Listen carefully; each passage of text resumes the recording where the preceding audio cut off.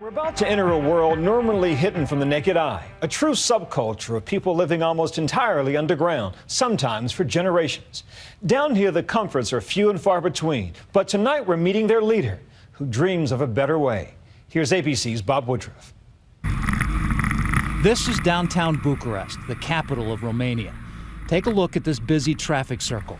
Look closely, right there at the bottom of your screen, an entrance to something outsiders never see. Hundreds of people in this city live in the sewers. You speak English? Yes. Do you live underneath the street? Yes. In the tunnel? How long have you lived there for? Many years. Many years? Why is that? Because I don't have a house. You don't have anywhere to live? It's hard life. Oh, it's a hard life. Hey, how are you? But the most startling sewer dwellers, the kids. Hey, do you speak English? An estimated 1,100 of them homeless. Do you live down in the tunnel? His name is Robert, living underground since he was 9. He tells us he doesn't know his parents. The people in the tunnels are his family. Generations of children like Robert have grown up in these sewers. They fled underground in 1989 when the communist regime was overthrown and Romanian orphanages were closed, releasing thousands of kids onto the streets. They took refuge in these tunnels, heated by steam pipes. Lost boys and girls now grown up, and now joined by a new generation of kids like Robert. Is there no way we can go back in the tunnel with you? Robert tells us it is too dangerous for us to go down. Too many junkies, addicts like that one 10 feet below, injecting heroin. If there's so many junkies down there, aren't you afraid? Nu ți-e frică cu atâția drogați jos? No, they know each other, so they know a very long time ago, so there is no problem. But that was just a glimpse of this subculture. To see more and do it safely, Robert told us we'd have to find and get permission from their leader, an elusive and mysterious man known as Bruce Lee. He's lived in the sewers for the past 24 years. Those on the streets treat him like a king. Yes, he's the leader, but Bruce is like the father for our people. To report this story, we hit the streets with a charity group called Samu Social, the only organization in Romania working with the sewer people. Why is it that people live in the tunnels?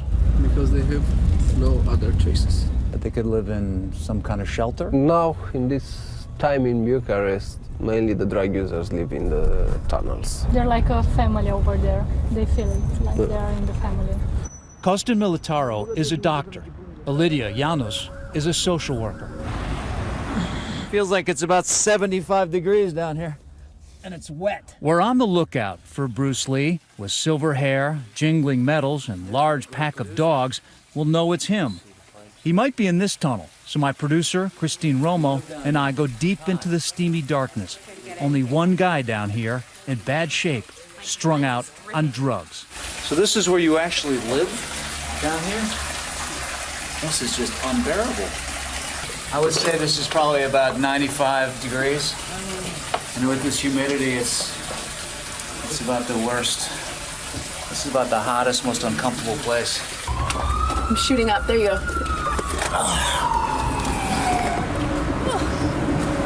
How was that? Oh my God. Unbelievable. Samu Social provides some medical assistance. He shot drugs and the vein was broken and has an infection. And what kind of drug? His stimulants, we call it legal heights in Romania.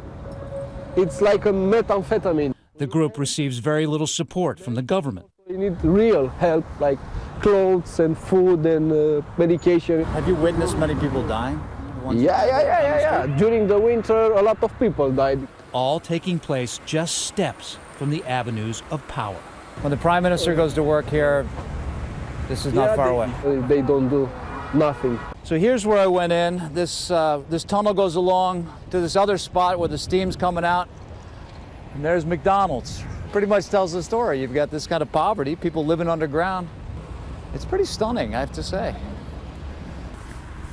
We visited several tunnels looking for Bruce Lee, every one stacked with garbage and rotting clothes. serving as beds.